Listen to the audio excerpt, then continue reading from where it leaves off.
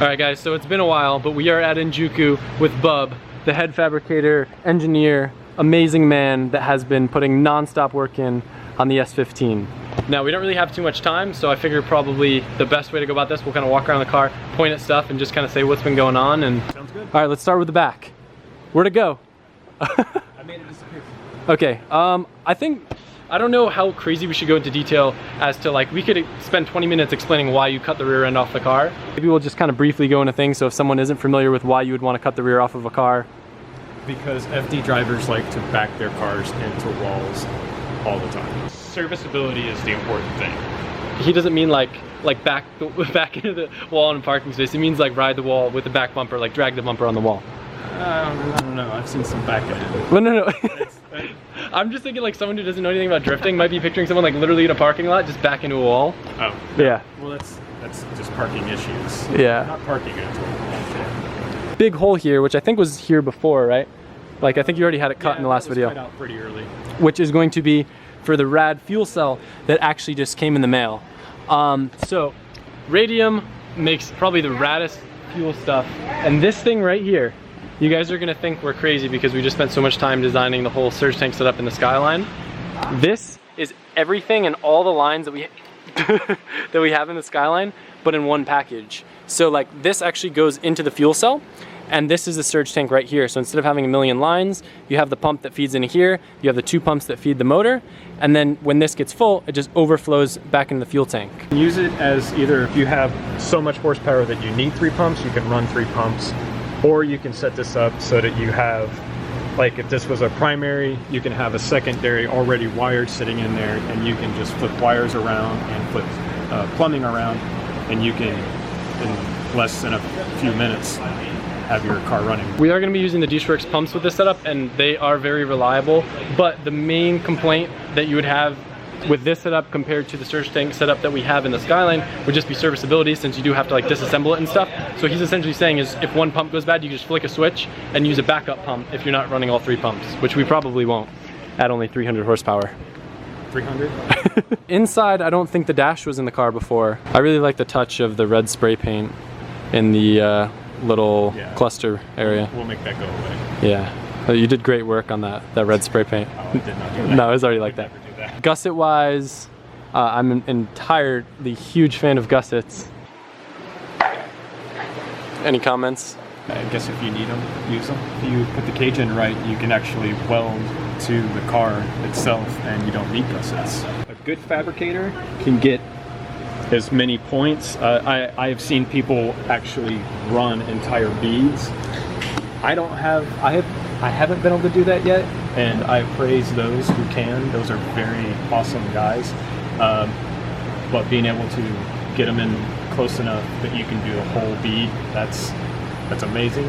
But we actually have it in key points welded here, up here, and I thought there were some other points, but train tunnel. We cut out the factory one, made this one wider so that we could get more access to all the bolts on the trans, so that it's a lot easier to service at the track. I guess now would be an appropriate time to go and show the trans that finally came. Where do they come from? Is it Latvia or somewhere crazy? No, it's So it came from Lithuania. All right, so what we have in here is probably one of the coolest parts of the build. Do you want to demonstrate? Up, up, up, down, down, down. I'm pretty sure we said that we were doing a sequential, but in this box is a 6-speed Samsonite sequential transmission for the car. We also have a brand new bell housing to use with it, and then the adapter's on it already? Yeah. To me, that looks small. You're saying that's big for a sequential? No, for a sequential, it's not that big, but the 5 speeds are considerably smaller. Gotcha. Because they can pack more in smaller space. Makes sense. But another really exciting part of this build, I know we showed you on Kevin Lawrence's car a while back, the Zeus fasteners, but they're on my car now. yeah. Show them how easy it is to take this fender off.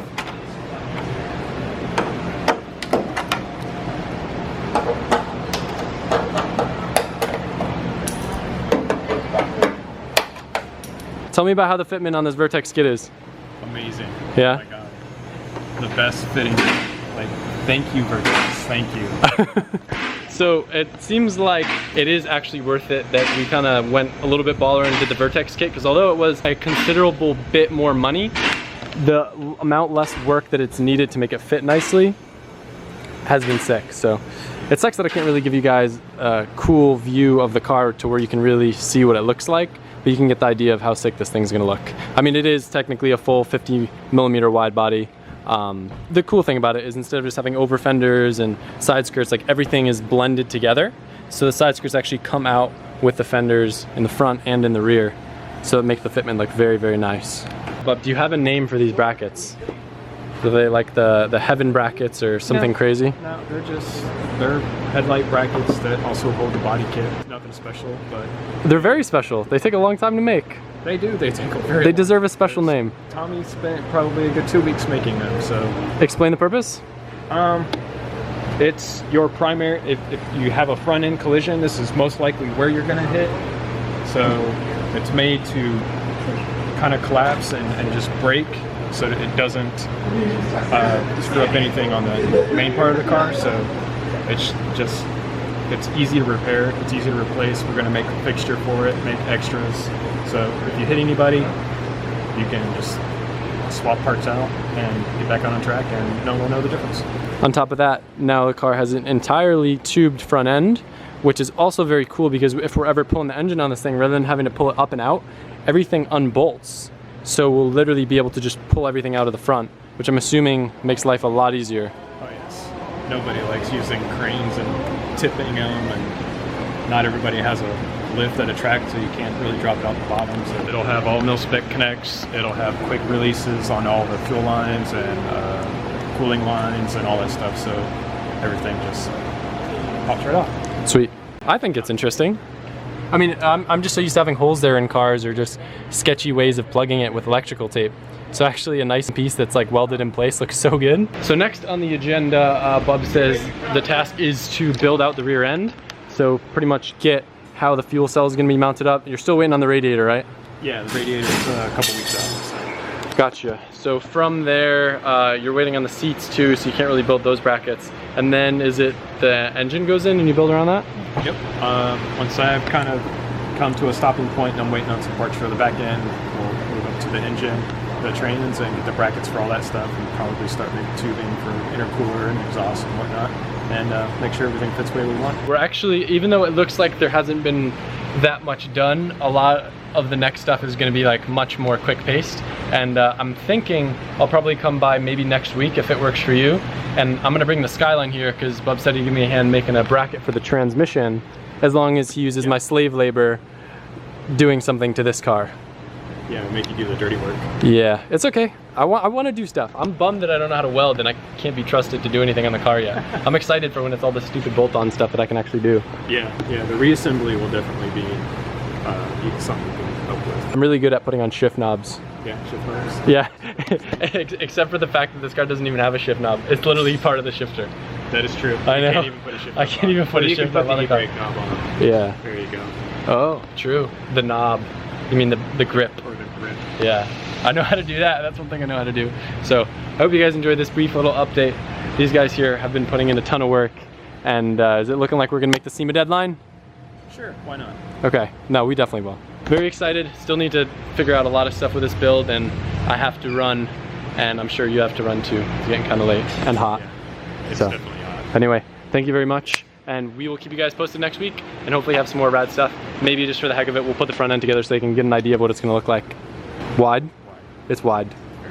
Yeah, you guys can't really tell. Can you? No. It just looks like a bunch of metal. I'll have the car kind of assembled on the thumbnail, and that'll look cool. Bye.